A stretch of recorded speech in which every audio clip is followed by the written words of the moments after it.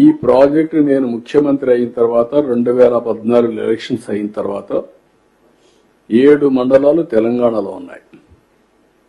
ఆ రోజు నేను ఒకే మాట చెప్పాను ప్రధానమంత్రి గారికి, రాజ్నాథ్ సింగ్, వెంకయ్య నాయుడు గారు ఉంటే ఒకటే చెప్పాను.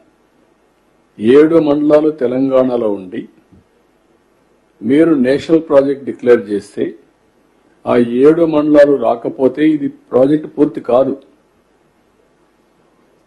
దానివల్ల నేను ముఖ్యమంత్రి అయినా మీరు ఏమంటారు, మళ్లీ తెలంగాణ ఒప్పుకుంటే తప్ప ఇది జరగదని చెప్పి అడ్డం పెట్టే పరిస్థితి వస్తుంది. కాబట్టి నేను ప్రమాణ స్వీకారం చేయను, మీరు 7 మండలాలు ఇస్తే తప్ప నేను చేయనంటే ఫస్ట్ టైం చరిత్రలో 7 మండలాలు ఇస్తూ ఒక ఆర్డినెన్స్ ఇష్యూ చేసి ప్రెసిడెంట్ ఆఫ్ ఇండియా క్లియరెన్స్ ఇచ్చిన తర్వాత, పాస్ చేసిన తర్వాత పార్లమెంట్ సమన్ చేశారు.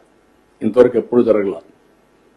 ఎవరైనా ప్రధానమంత్రి ప్రమాణ స్వీకారం చేస్తానే, మంత్రుల ప్రమాణ స్వీకారం చేస్తానే, పార్లమెంట్ పెట్టి ప్రమాణ స్వీకారం చేసి తర్వాత రెగ్యులర్ బిజినెస్ స్టార్ట్ చేస్తారు.